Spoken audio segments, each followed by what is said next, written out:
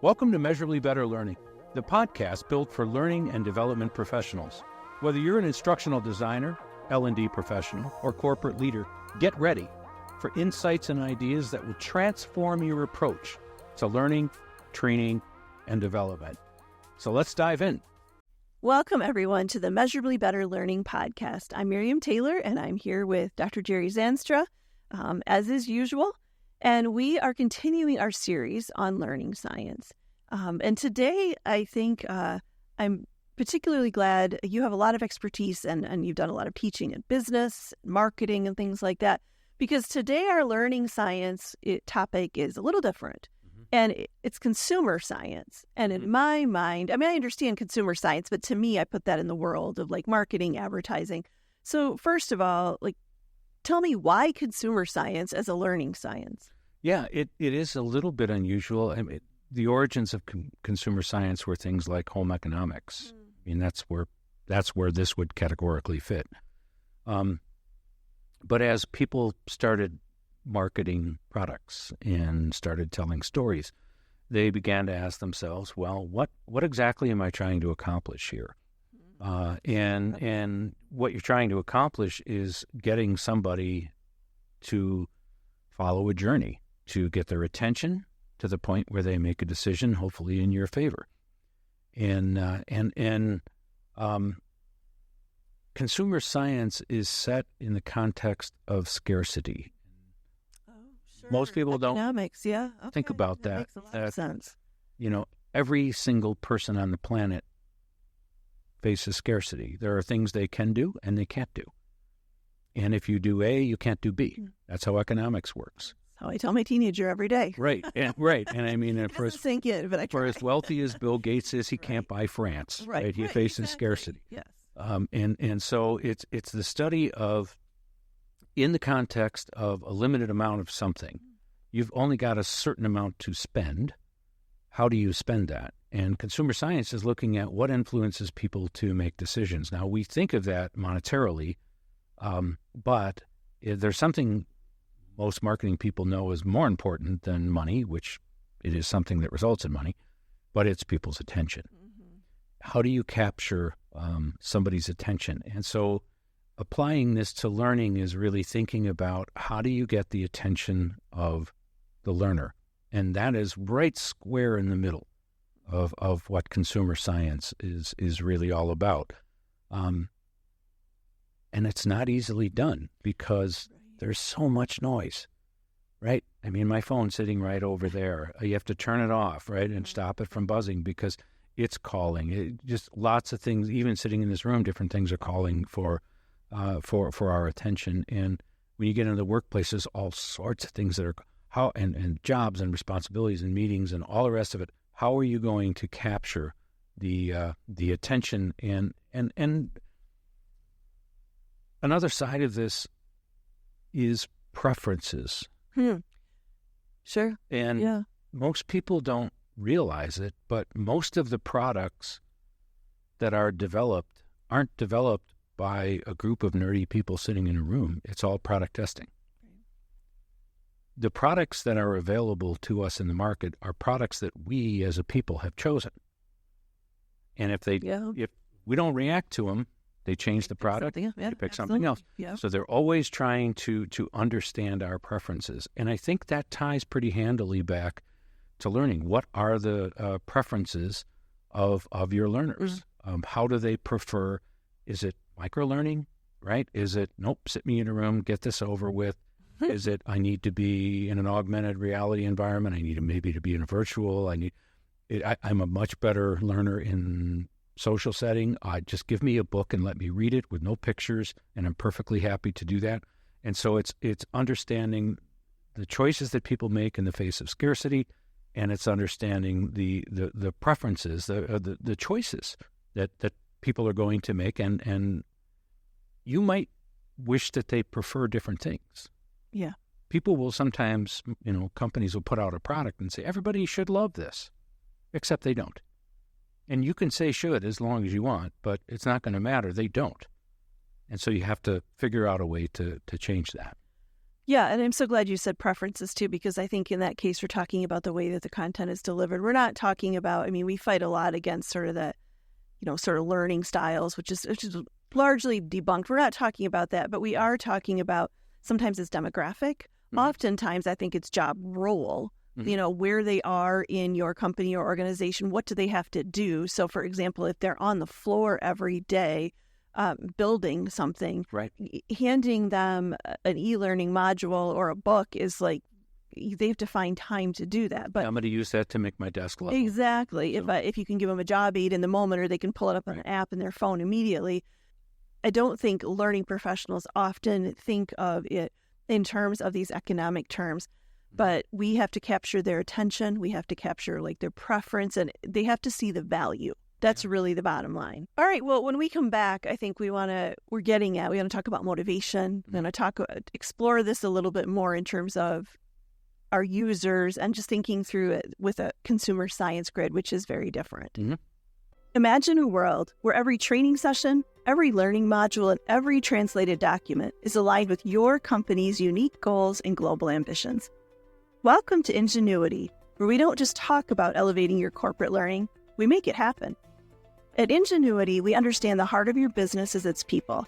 That's why we specialize in creating custom learning solutions and translation services that are not just effective, but are designed specifically for your business's global needs. Let us show you how learning cannot be just better, but measurably better, with solutions tailored just for you.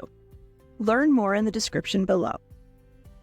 All right, so to return to our conversation about consumer science, I'm understanding better where you're going, and I think we left off with really motivation. Let's think about that in terms of our learners. Yeah. Motivation in consumer science, you're trying to move somebody toward something, toward typically an action. And you can capture somebody's attention. You can demonstrate the good things of your product.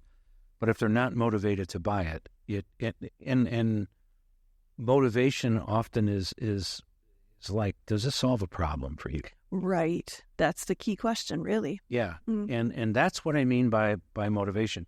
And so if learning, and it comes back to learner needs and organizational needs, but if learning leaders can think about what motivates my learners, chances are what motivates your learners is you solving their problem. Yes. And you can't just say, it's your sage on a stage thing.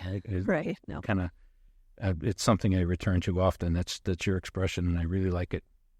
But just because something is brilliant doesn't mean it's useful. Right. And this, so how are you solving that person's problem in the moment? And that, of course, is going to influence the kind of thing that you design.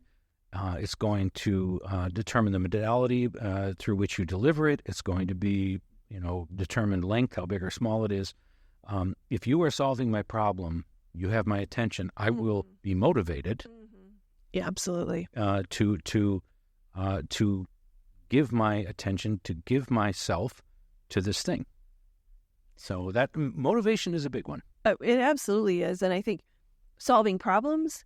And also, and this really kind of goes along with it, but also if your learner can see that there might be an opportunity. So maybe they don't have a problem, or maybe they can see a problem down the road. And if you can solve it ahead of time, upskilling is such a big buzzword right now. But really what upskilling is presenting an opportunity to your learner to improve in some way. That's a great motivation. Mm-hmm.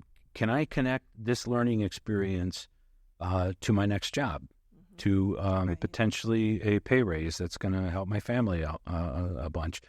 And so, Adam Smith was right. People are primarily self-interested. Yeah. Yeah. And if you can show me how I can not only do my job better and you've solved my problem, but I can also elevate my skill set and potentially my job and pay and role in the company or some other company, I'm motivated. Yeah. Yeah. So we've talked about motivation in terms of like a strategy, right? Like designing things that are persuasive, motivating. We've talked about identifying learning preferences.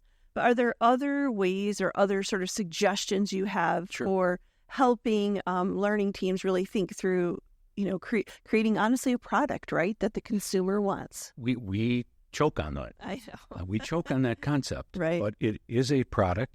and we are competing. So we're in a competitive environment for attention and motivation, and we're hoping that that product breaks through. Certainly one of the ways is people's preferred way of receiving learning. And, there's some generational assumptions I'm going to make. My preference is a book. I know it is. I learn best. I don't know if that's generational, but maybe, I think. I read slowly. I think of things. I look stuff up as I go. It takes me a long time.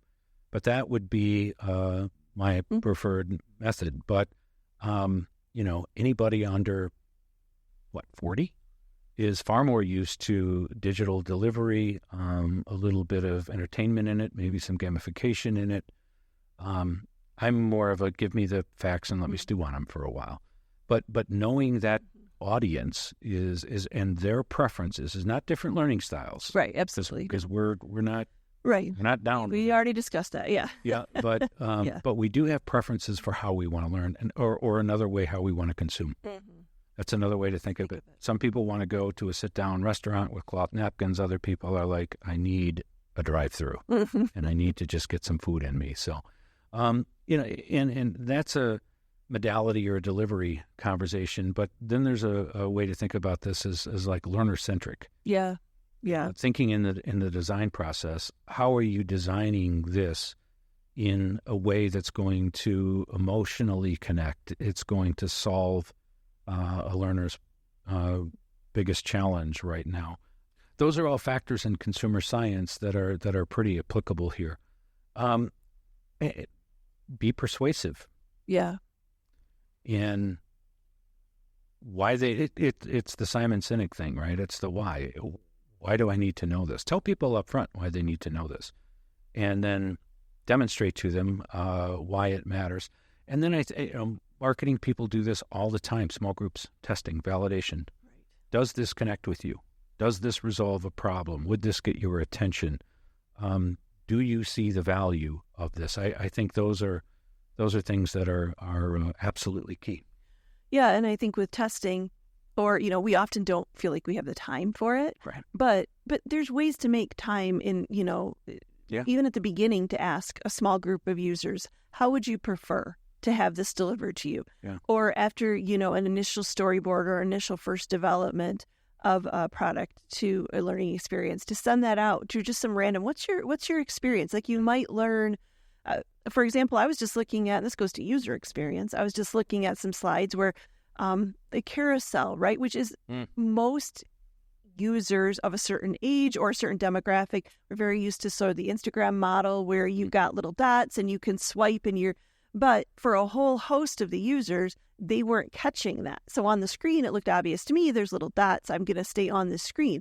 But we had a whole group of users trying to hit the next button and it wasn't available because they hadn't gone through it. That real small thing, right? But a huge user experience, a huge issue. Yeah. And had we not let some groups look at that, we wouldn't have we just assumed everyone knew how to navigate. So anyway, just a small example, but thank you so much for really helping us kind of break down the value of consumer science and thinking about it sort of through an economic lens. As always, I appreciate your expertise. Thanks, Miriam. Before we wrap up the show, if you're looking to dive deeper, we've got tons of free downloads, L&D resources, and details about upcoming webinars that you won't want to miss. They're found in the episode description. Plus, if you ever want to chat with either one of us, now's your chance. You can find links in the episode description to connect directly with Miriam or me. We're here to answer your questions and to discuss all things learning and development. And speaking of questions, we love hearing from you. Whether it's a question or a comment or a topic you're curious about, or if you just want to join the conversation, drop us a comment on your favorite social media channel. Your input shapes our shows. Don't forget to subscribe to our podcast on your favorite platform. It's the best way to ensure you never miss out on our latest episode. We're excited to continue to transform learning into a measurable success with you. Until next time.